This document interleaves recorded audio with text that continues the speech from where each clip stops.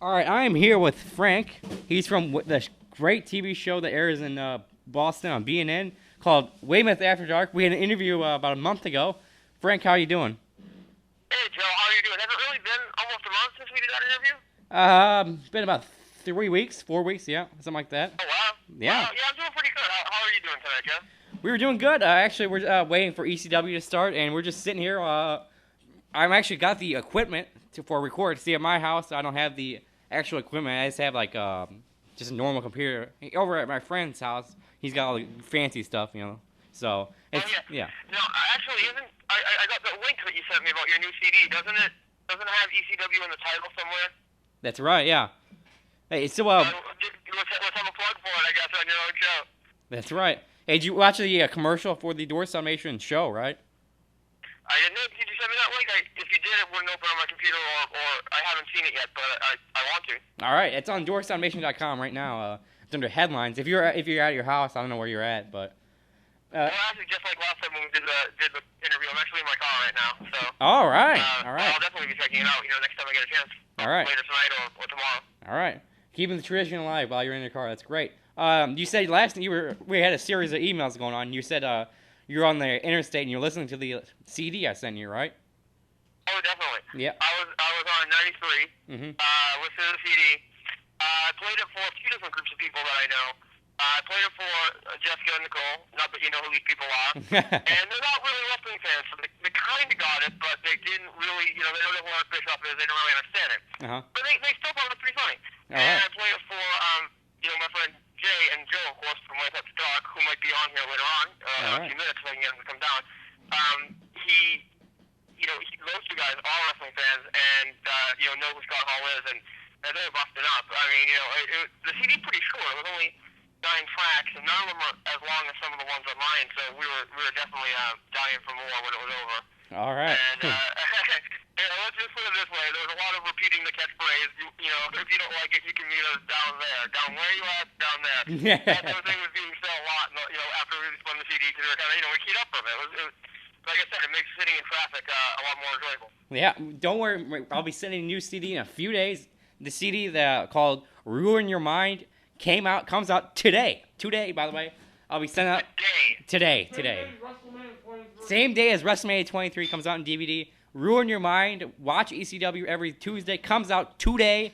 You'll be getting it in about 3 days. I don't know whether I haven't sent it out in the mail yet, but I will actually later on tonight or tomorrow. It's a great CD. It's got about 12 tracks and a bonus track, a surprise. I'm gonna put a wrestling theme on there just for a surprise. So should be bonus. It's a bonus. It's a bonus and should be a lot of fun. There's a lot of good Scott Hall pranks on there. Like you heard the one where I called for controversy creates cash, right?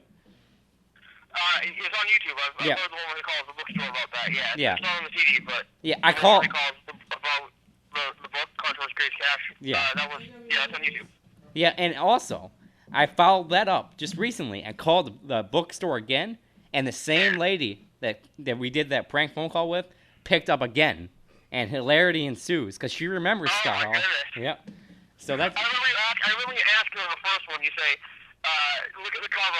What does he look like?" And I think she said something like he looks sneaky, or something like that. But I mean, you're just desperately, you're just making her life hell during that first call. So I can't imagine what happens in the second one. So the second one is really good. I actually asked her I asked her more books. I asked her about the death, if she had the book called Death of WCW and stuff like that. It's pretty funny. Oh yeah, it's Scott Keith's book, isn't it? Yeah. And also, maybe you heard of the new wrestler. You ever heard of CM Punk? A little bit. I don't really follow wrestling as much these days, but I know who he is a little bit. I see, and I'm doing prank phone calls to him on this new CD, and I'm calling this store we have in St. Louis called Glad Rags. It's like a secondhand clothing store. And anyways, my wardrobe comes from places like that. Anyways, me too. I know. And anyways, I called him up and I'm telling this lady to watch ECW, and the lady's like, I don't have time. So, anyways, honest to God, I go to the Glad Rags about a week later and gave the woman a free VCR. I'm like, here, tape it. So I wonder if Are you serious? I'm serious.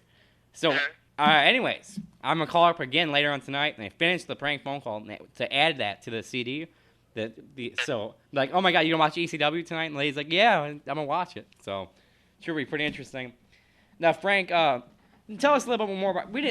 Our last interview, which was 40 minutes long. We didn't really talk about your show. We did. We covered what time's on and stuff like that. But really didn't ask you. You said you got started. How did you get started doing the show? You know? Yeah, well, I mean, it really is an extension of me and Joe, me and my brother, and the things the jokes that we've been making all of our lives, and we kind of, we both have been kind of cracking each other up all through, growing up and all this sort of thing, and we have a lot of, jokes and ideas that we just will store up for quite a while, and we've been talking about doing a cable access show back in the mid-90s when we were, I don't want to date things, but, when we were still just, not too long out of high school and all that sort of thing, and in college, we were talking about doing a cable access show, but we never got around to doing it, and then finally the time was just right in our lives, and we figured the mock talk show format would be pretty good because, there was a television show which, maybe you guys may or may not remember, but I used to watch it in reruns on Nick, but it was called Fernwood Tonight, which was kind of like a similar concept in a way. It was a false talk show. They didn't admit it was false, but people would, not that Weymouth After Dark is fake, by the way, I don't mean to break kayfabe here, but, some people think it's fake, right? So you go on there, and you have guests who aren't actually, they're not famous people, they're just, actors or friends, as the case may be, playing these characters. So it's an idea that me and Joe had for a long time, and I've been pushing it for a while, and, life just gets in the way sometimes, you don't have a chance to do it, and then finally in 2004, in the spring, I went up to the cable channel here in Weymouth, and spoke to this woman there named Kim Matthews, who was the access coordinator. She was really helpful about it, although I don't think she really realized what kind of show we were going to put on, because I think I just told her it was a comedy and arts talk show, but I don't think she quite realized how eccentric it would be. But she liked it, and that's how we started doing the show, and since then people have come to actually watch it and actually kind of like it. So with our fingers crossed, we might be doing some new episodes this summer, as I mentioned to you. All right, and another thing to mention, if you ever think about airing your show in other states. Yeah, it actually aired in New York for a while. Oh, really? Which, to my surprise, didn't get as many responses as I thought it would. But, you never know who's watching. Not everybody emails. This still means people watch it. We aired in New York for a while in Manhattan, and I'd be up for airing it wherever, yeah. I mean, if it weren't for something like YouTube in existence, then the goal would be to do something like just nail it out to you get sponsors in other states and nail it out to as many places as I could. So yeah, I'd be all for the idea. So hint, if you guys want to put on TV in Missouri or something, just let me know sometime in an email. Oh yeah, sure. And I was looking at all the people by the St. Charles Water Tower, they need some Weymouth After Dark. You know what I'm saying? That's right. Yeah. I was looking. Canary needs some Weymouth After Dark. You know what I mean? Yeah. Hey, I'm gonna see if I can get your show on here. I don't know. What I really want to do is, with my show, is have it where you guys in Weymouth, and I also want to have it here. We also want to have it other places in the country. I was looking at other public access stations throughout the United States, and I found one quite interesting. It was from North Dakota, I believe it was, and they had like a form you can fill out on their website. It was only like 3 questions, and like their website was kind of like not that very well done, So I'm figuring like if anybody could ask them to air a show, they would. Would you be interested in airing your show in North Dakota? Yeah, I have to admit, absolutely the first time I ever been asked that question. Yeah. But of course, I mean, that's fine. Yeah, I've never been to North Dakota. I can't say that it was a place that I was really high on my list just because it hadn't crossed my mind. But yeah, by all means, I'd be interested in I'd put it on whatever. Yeah.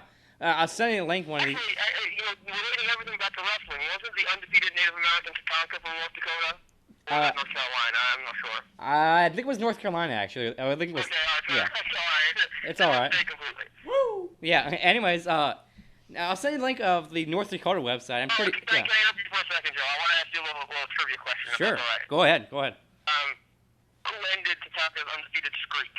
Who ended it? Oh man. What streak? Who ended Tatanka's undefeated streak? Lex Luger? Was it Lex Luger? No, definitely not. Remember when Tatanka had, for a while, he was